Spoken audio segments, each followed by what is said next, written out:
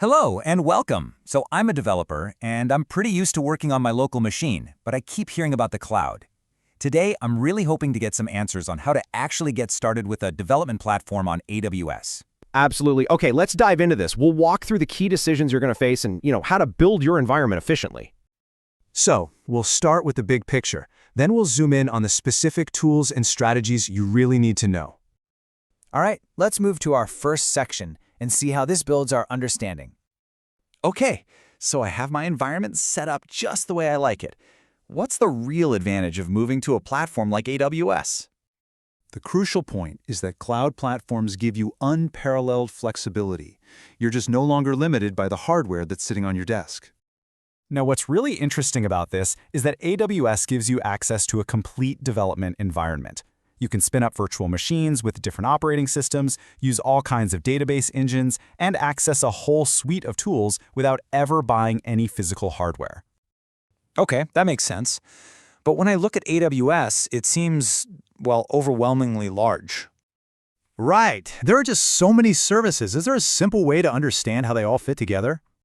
And this brilliantly illustrates the structure. AWS organizes all its tools into these categories.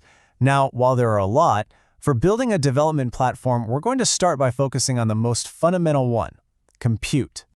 Okay, let's move on and see how this builds our foundation for a development environment.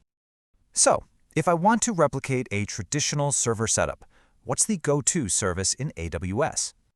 That would be Amazon EC2. You can just think of it as your virtual server in the cloud. You can create a whole deployment environment on an EC2 instance, which means you can develop your applications from literally anywhere. So your first choice is the operating system.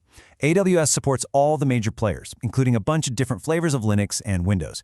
Your choice here is probably going to depend on your application's tech stack and, just what you're familiar with.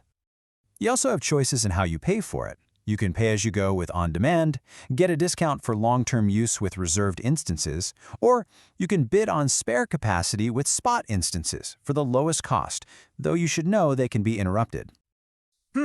Managing a server, even if it's a virtual one, sounds like a lot of work. What if I just want to run my code? Is there a way to just focus only on my application code without worrying about all the provisioning, patching, or managing servers? There is, and it's a really powerful concept called serverless computing. The key service here is AWS Lambda. The definition really says it all. You provide the code, and AWS handles the rest. Let's move to our final section and see how we can put all this together cost-effectively. My biggest concern is cost. How can I experiment and build my platform without getting a huge, unexpected bill at the end of the month? A very important question. The most crucial point is to leverage the AWS free tier. It provides a generous amount of services for free, which is perfect for learning and experimentation, and always set up billing alerts.